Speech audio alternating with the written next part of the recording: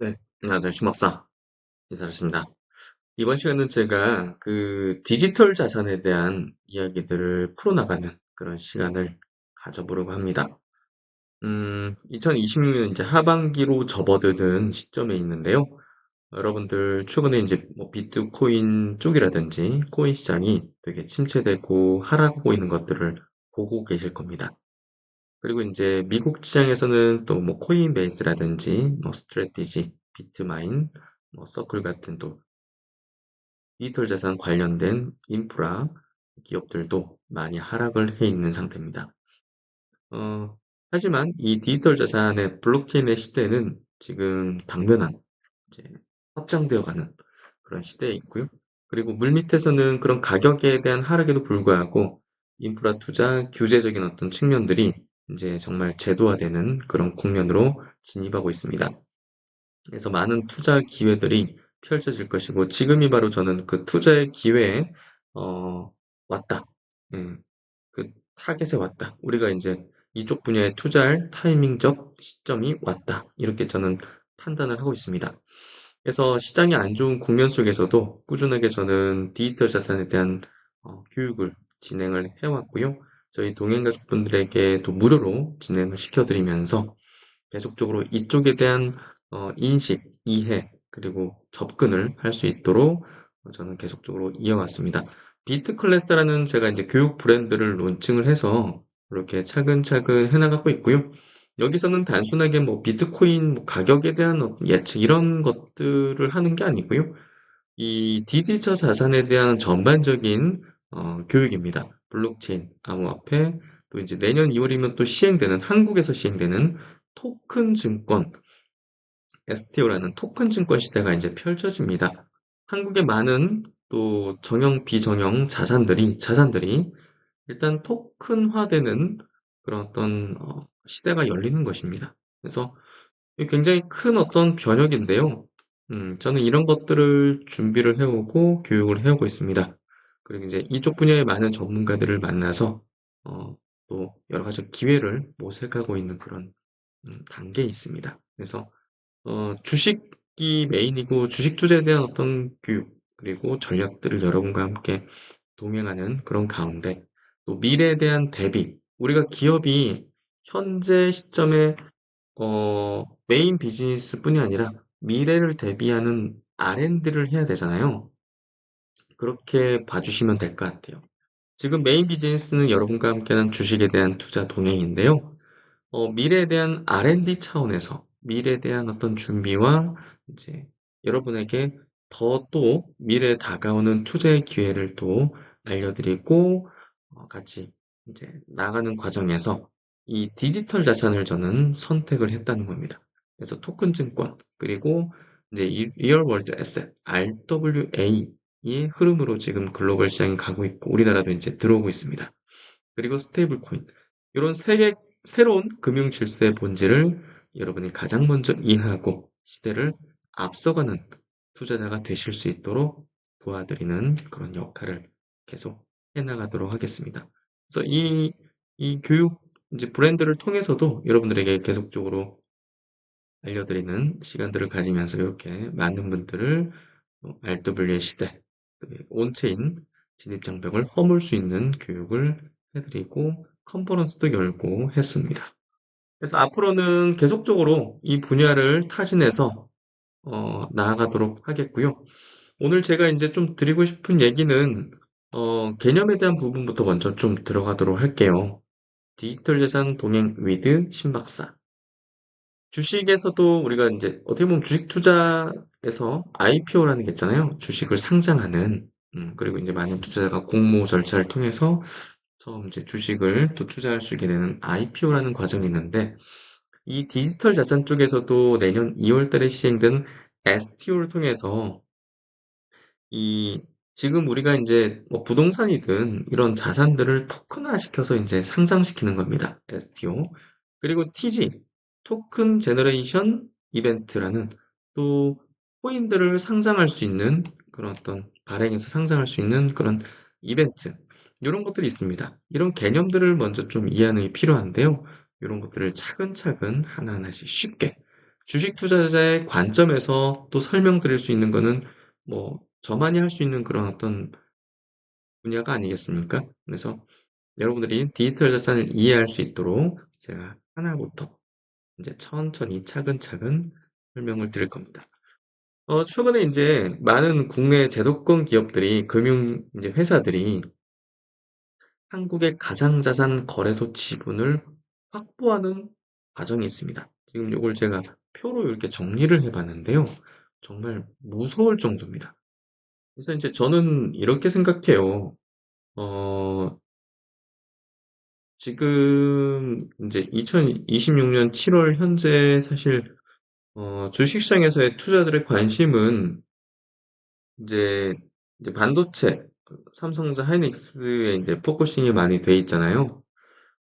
근데 이제 우리가 투자를 통해서 큰 돈을 버는 거는 어떻게 보면 가장 이 대중의 뒤안길에 있는 쪽에서 가장 큰 기회가 모락모락 이렇게 피어나고 있는데 그런 것들을 바라보진 않거든요. 근데 여기 보시면 하나은행부터 여기 보시면 지분을 이제 거래소 업비트라든지 코빗, 코인원, 빗썸, 고팍스 이런 이제 한국의 이 코인 거래소 지분을 확보한 주체들을 한번 보시죠.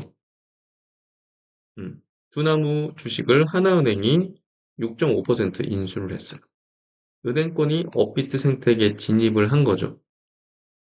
그리고 하나투자증권이 이미 갖고 있던 지분을 확대를 했어요. 두나무의 지분을. 그래서 하나가 두나무의 3대 주주가 됐어요. 하나은행이 4대 주주고요.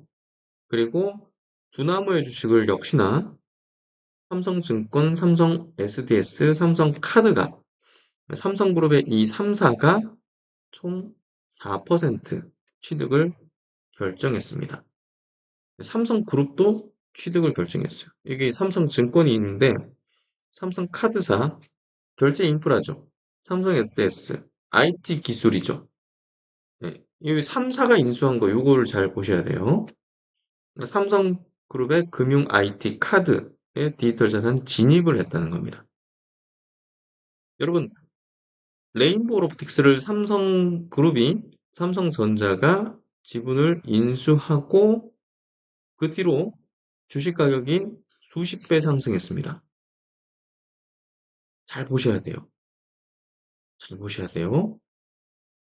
네이버하고 이제 지금 포괄적인 주식 교환을 통해서 이제 합병을 추진하고 있는 건 여러분들 잘 아실 겁니다. 그러니까 네이버 주식도 우리가 잘 보고 있어야 돼요.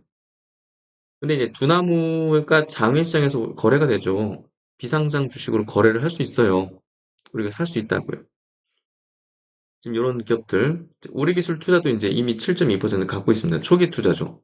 그리고 미래에셋 그룹이 호빗에, 호빗에, 그러니까 사실 우리나라 시장에서 거래량 기준으로는 두나무, 업비트와 빗썸이 거의 대부분 차지하고 코빗, 코인원, 그리고 고팍스 같은 거래소는 거의 점유율이 뭐 없다시피 합니다.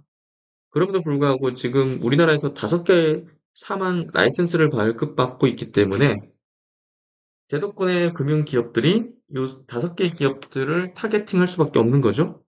그래서 코빗의 지분을 92.06% 인수 결정했고요. 공정위 심사가 진행되고 있습니다. 금융그룹들이 지금 원화거래소를 직접 장악을 하고 있습니다. 코인원, 코인원은 누가 가져갈까 했는데 한국투자증권이 지분 20% 확보 계약을 맺었고요. 여기에 좀 특이한 부분은 또 우리 지금 글로벌 암호화폐 거래소에서 1등은 여기 바이낸스인데요. 지금 뭐 2, 3위권을 왔다 갔다 하는 게 OKX라는 거래소인데요. 여기서도 지금 지분 20% 확보 계약을 맺었습니다. 코인원. 그리고 이제 이번에 주말 상간에 나온 기사가 빗썸의 주식을 키움증권이 지분 투자 논의를 하고 있다. 네. 바이낸스가 이제 고팍스를 인수를 했고요. 네. 67%. 네, 글로벌 1위 거래소가 한국에 진입한 거죠. 그러니까 지금 이런 것들을 보시면 이 분야에 엄청난 향후에 폭발적 성장 흐름이 예상된다는 겁니다. 예상된다는 거예요. 이 부분을 우리가 투자적으로 잘 이해하고 있어야 되고요. 그러니까 코인, 키움증권, 빗썸, 러브콜, 코인거래소, 지분확보전 가열해서 키움증권이 국내 2위 가상자산 거래소 빗썸과 지분투자 방안을 논의 중인 것으로 파악이 됐다. 삼성 미래에셋 한국투자증권에 이어서 또 하나의 대형 증권사가 가상자산 거래소와의 접점을 넓히는 방안을 검토하는 것이다.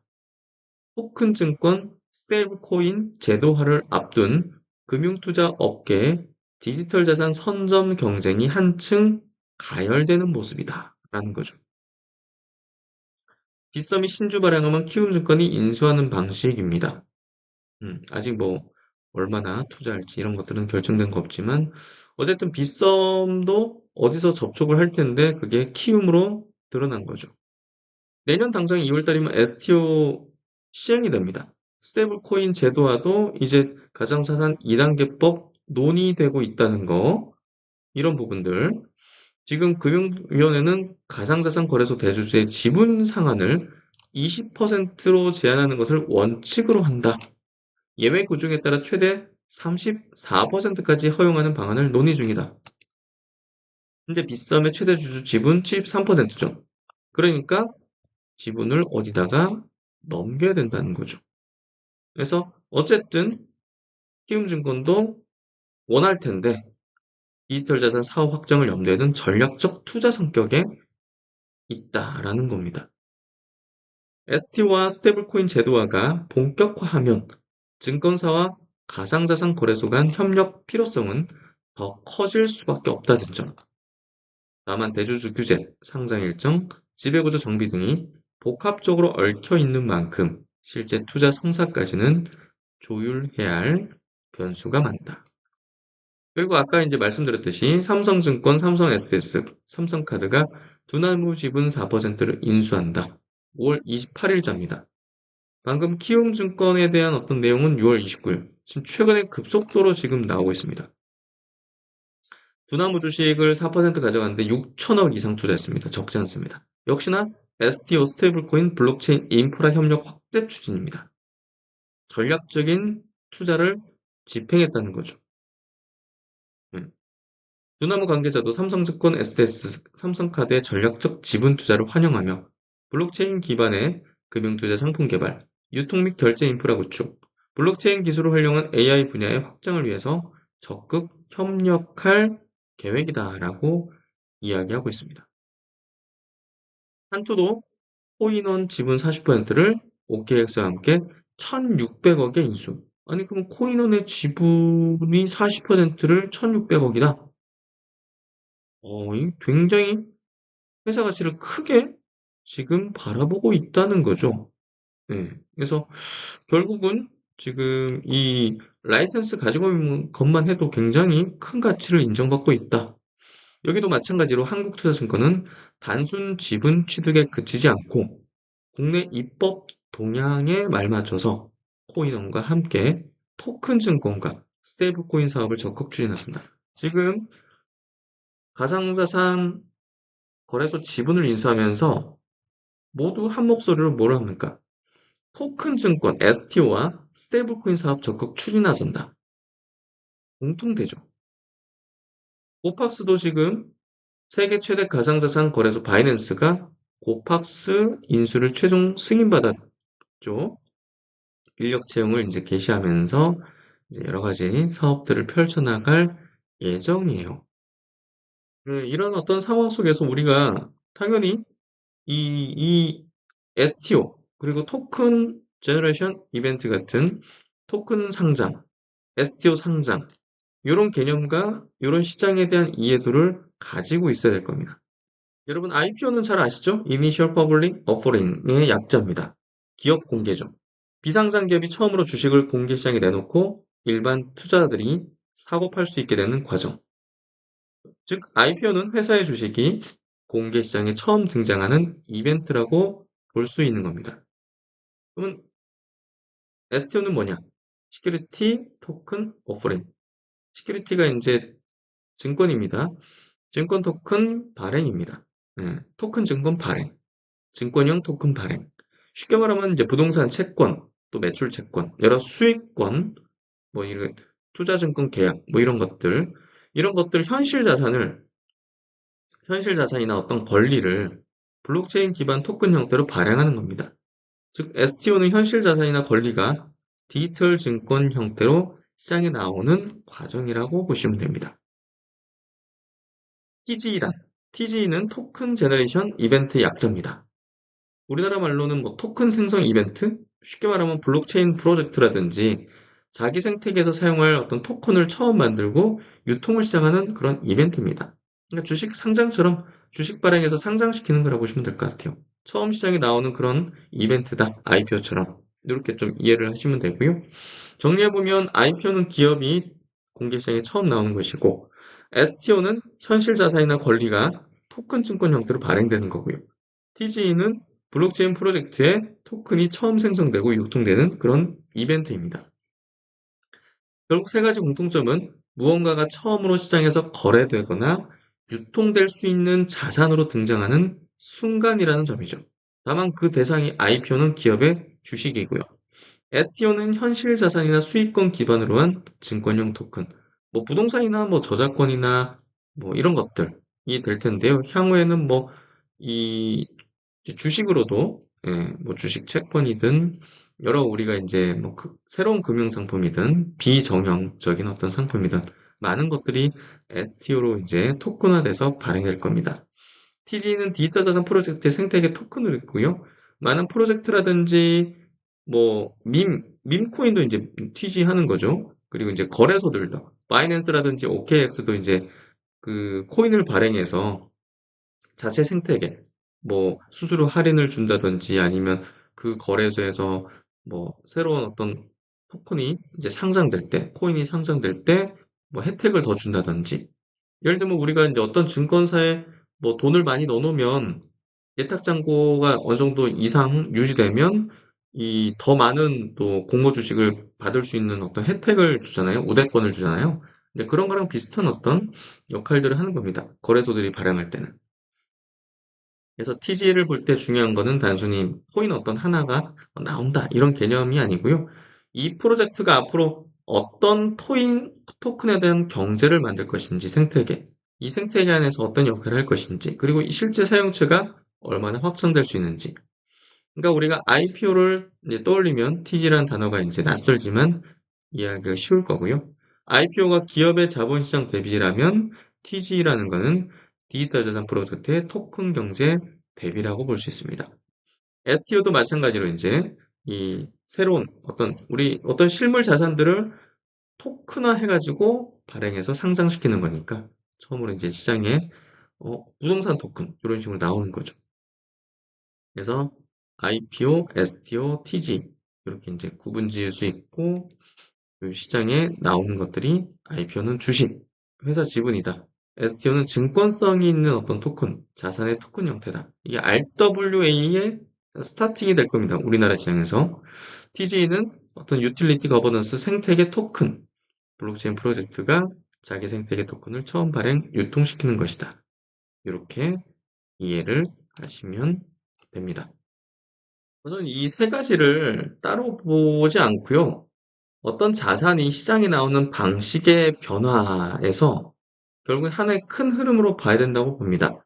그러니까 어떤 자산이 마켓, 이게 유통되고 거래될 수 있는 그런 시장에 나오는 방식이 바뀌고 있어요.